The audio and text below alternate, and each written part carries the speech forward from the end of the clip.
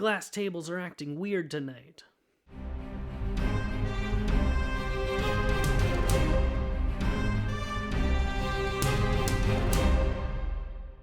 Hello everyone, and welcome to episode number 42 of Movies Are Awesome, the show all about closet organization. My name is Nathan Pottle, and thank you so much for joining me today.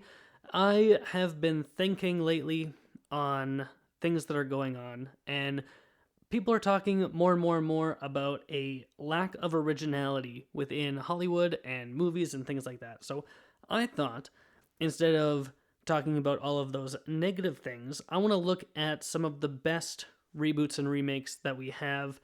The reason that I'm thinking about this is we're going into awards season, and we're getting a lot of, like, the smaller original films are getting a lot of notice right now, and the majority of the year we get a lot of reboots, we get a lot of remakes, we get a lot of sequels.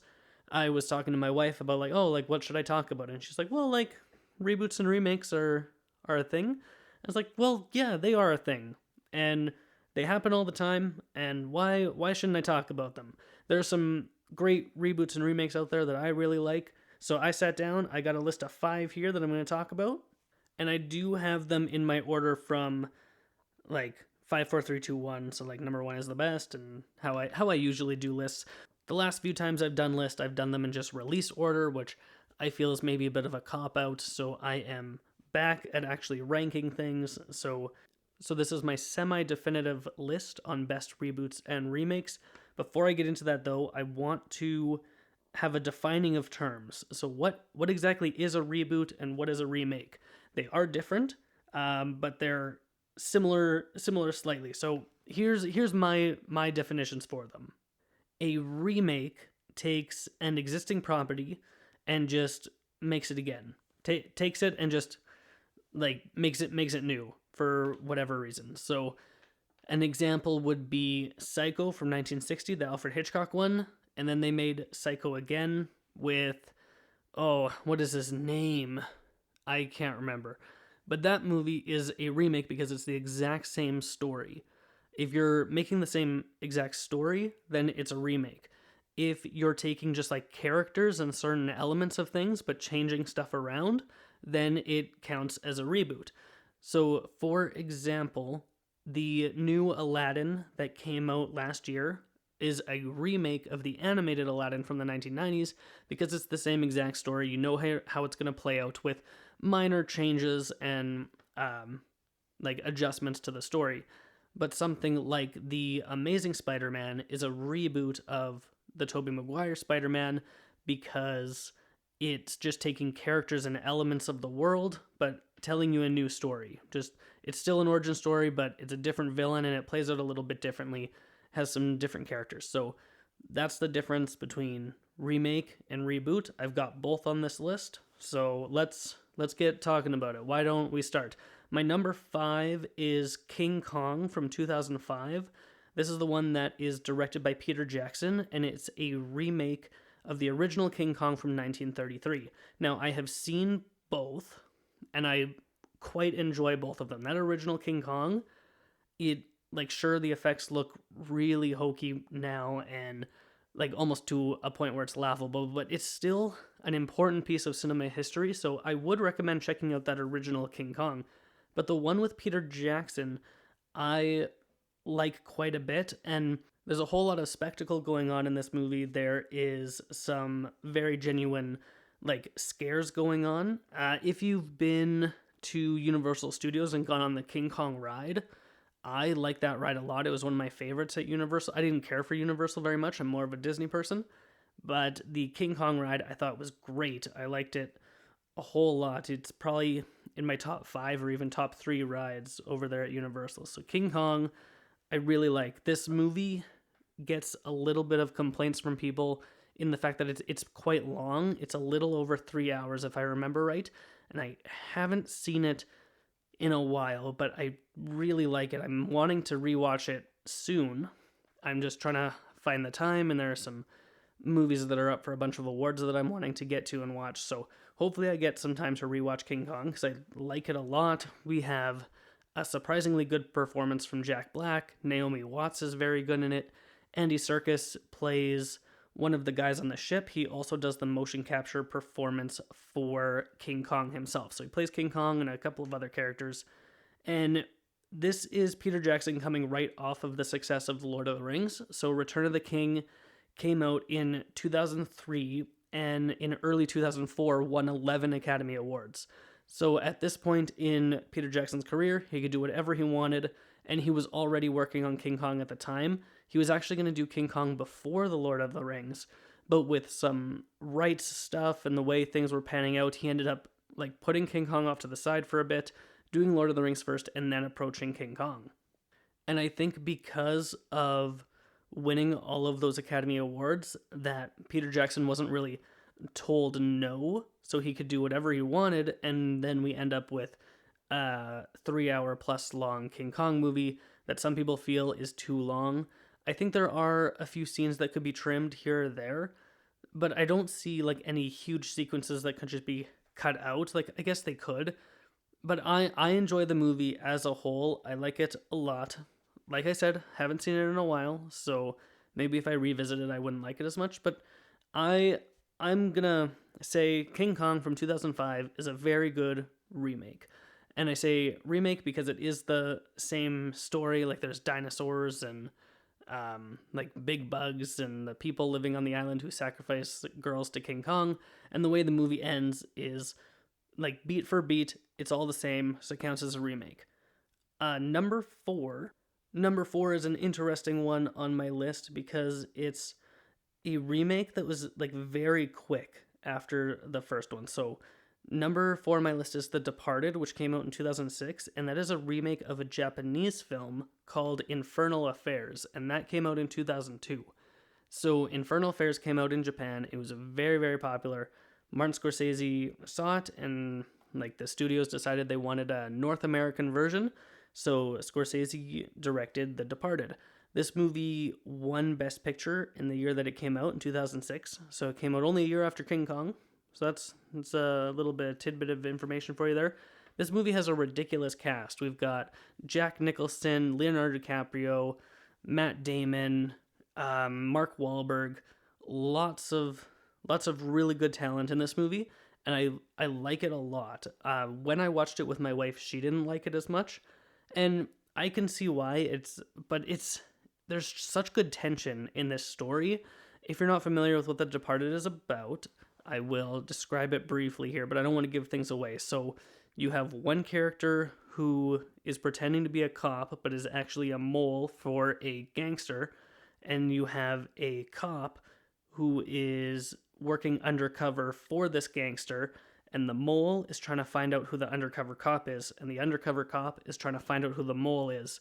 And it's like this huge game of cat and mouse, and people are dying and getting murdered, and you're trying to figure out what's going on, and these guys are trying to figure out what's going on.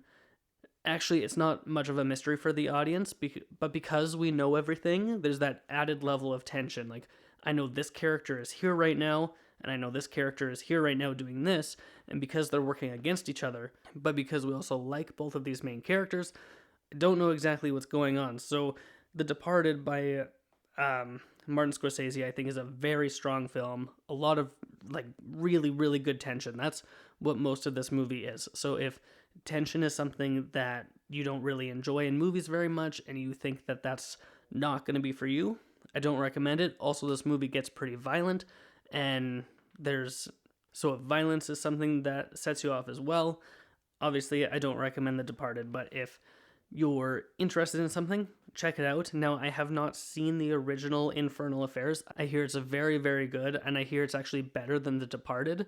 So that's another one I'm hoping to check out one day. And it also is a remake, not a reboot, because it's the exact same story, just put in a different setting. So number 4 is The Departed. We'll move on to number 3. Number 3 on my list is a Western called True Grit. Now, this remake came out in 2010. It stars Jeff Bridges and Haley Steinfeld when she was just young. She was so little in this movie.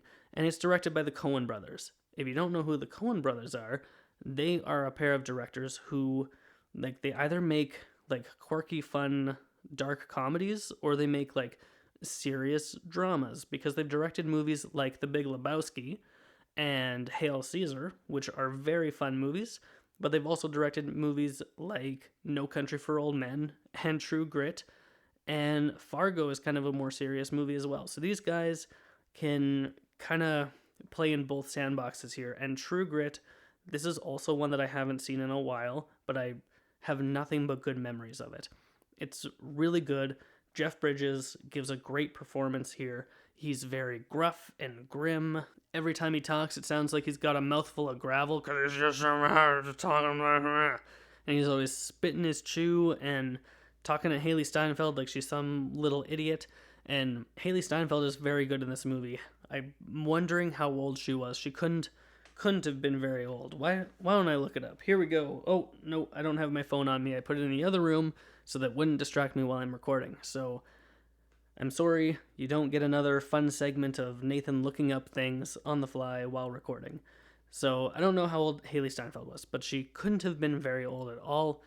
And she is very good in this movie. I can't even remember exactly what the story beats are, but there's like Haley Steinfeld's character needs Jeff Bridges to do something for him, or something for her, sorry. And so she like hires him, but then like goes out with her, and they go on this Western adventure. Now this is a remake of the movie True Grit from 1969, and that movie starred John Wayne. John Wayne is very famous for being in Westerns and only Westerns. So if you know John Wayne, you probably have seen True Grit at some point. But I really like the remake of True Grit from 2010. It's just a solid movie, really good visuals. The Western culture feels really alive in this movie. Like you can just like this is how people lived, and it just feels authentic. I don't have much more to say about that one because it's probably, of all the movies on my list, True Grit is probably the one it's been the longest since I've seen. So I don't have lots to say, and I'm feeling like maybe I sound like not a very good authority on it because like it's been so long since I've seen it. But I remember really liking it.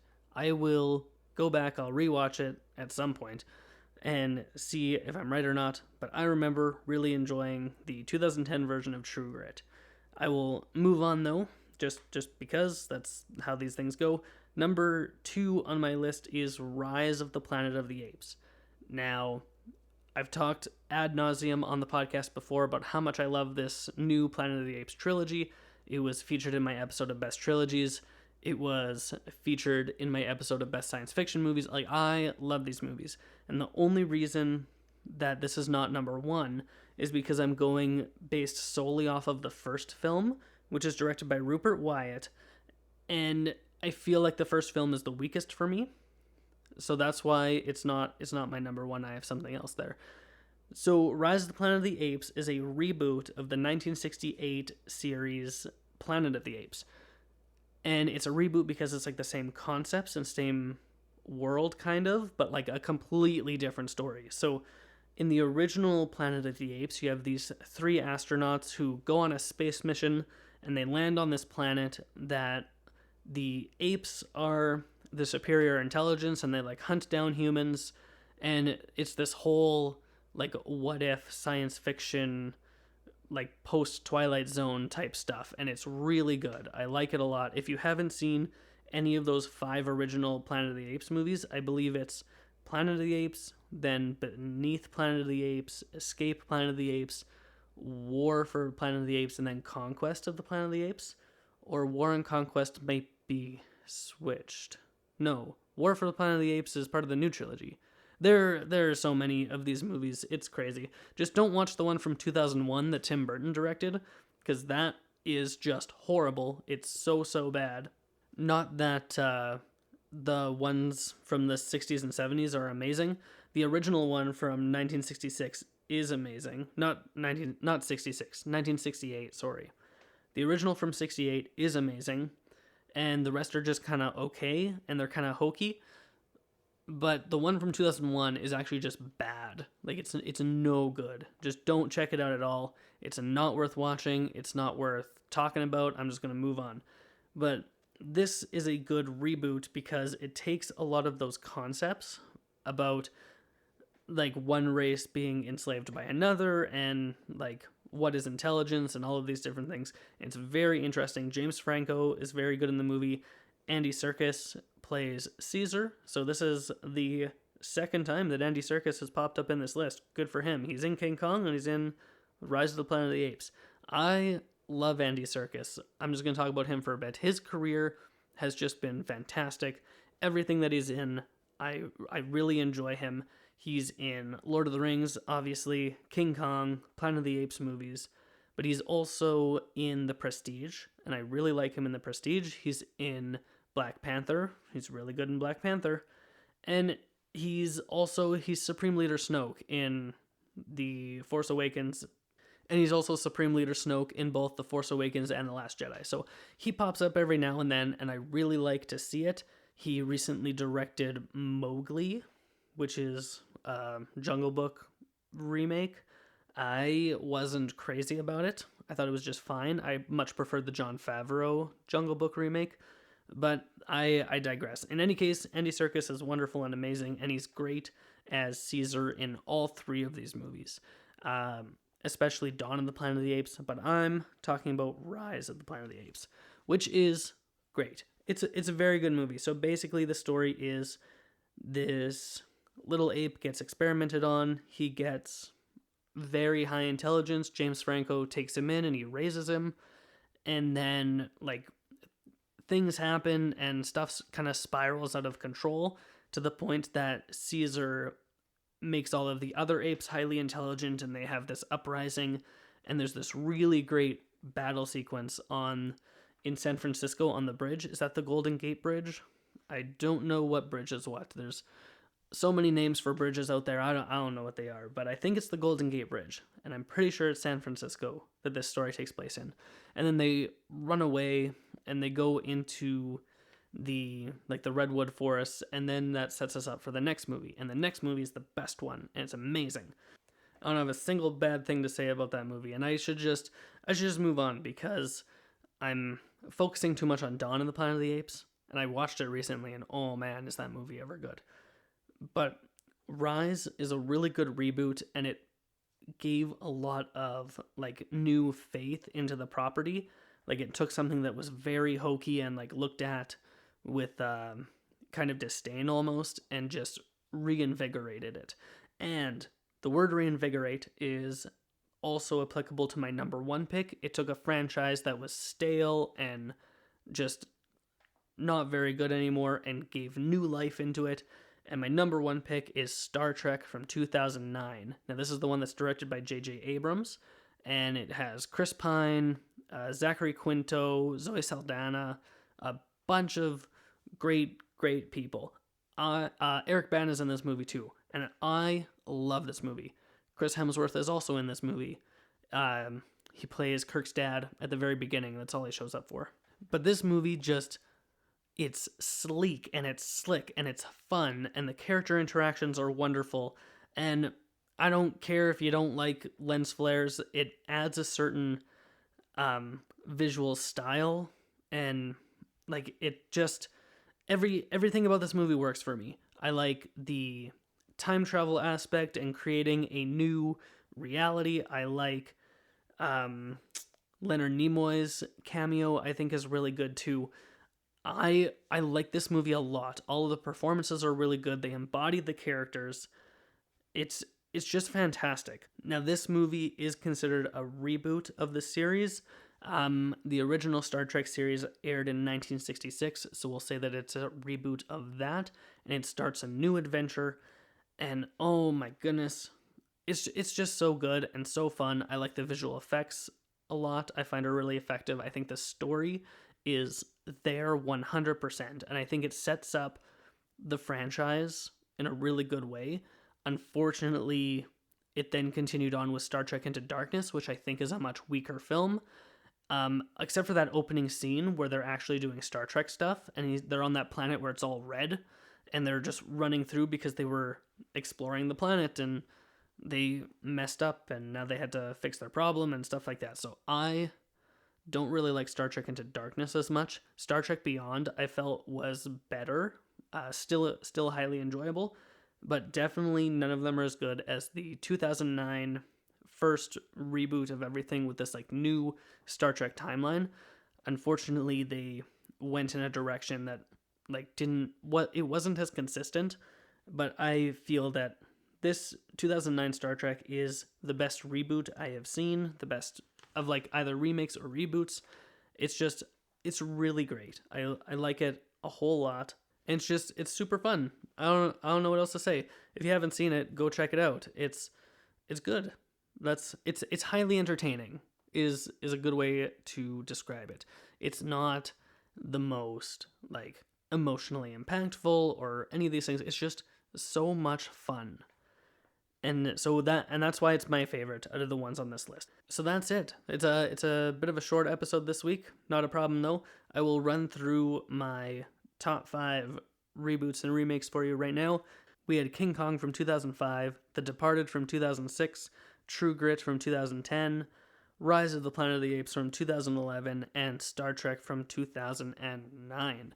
So I'm really interested in what your favorite reboots or remakes are, or if you don't agree with me with some of the ones that I have on my list, I would love for you to let me know. You can reach out to me on social media, on Twitter at PoddleNathan, and on Instagram at Poddle Productions. If you have not done so, please feel free to subscribe to the show. You can do that on iTunes, Google Play, Spotify, and a whole bunch of other places.